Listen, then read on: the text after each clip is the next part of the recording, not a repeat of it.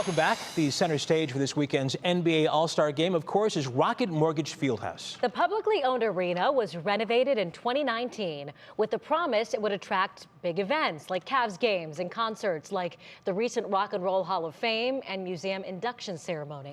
Tonight, on a 3 News exclusive, Mark-Naymik sits down with Cavs CEO Len Komoroski to talk about the red-hot team, its home court, and what's next for the region's busiest venue.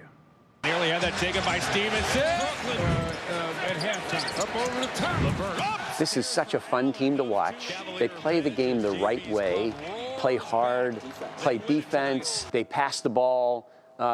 Just in terms of the joy that they play with overall, it's one of those contagious type of effects. The economic impact of the renovated Fieldhouse was stalled by the pandemic. The All-Star Game symbolizing the venue's coming out party. That's how we're looking at it. We haven't had that full throttle, full year without having to deal with some type of interruption, or in this case, dealing with a pandemic. On pace to host 200 ticketed games and shows and 1,400 private events, the Fieldhouse fuels business for local restaurants and hotels.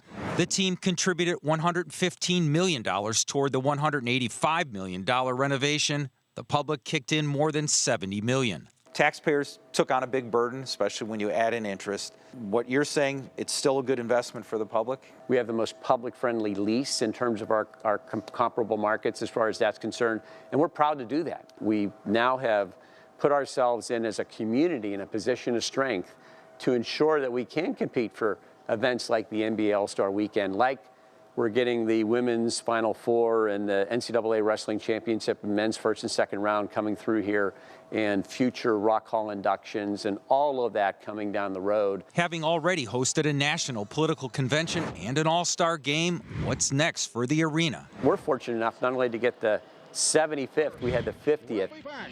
At the Gunk in Cleveland.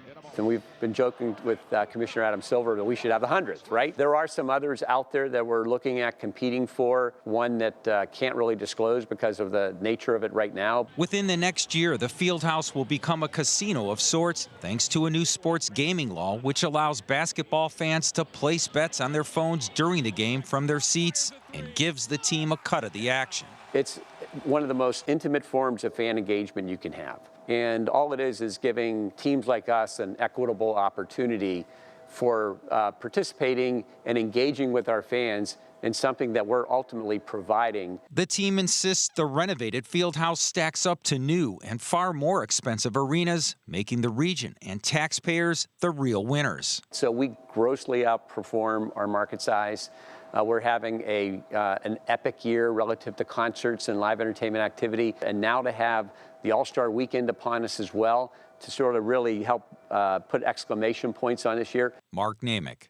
So it's shaping up to be arguably one of our best years ever. 3 News.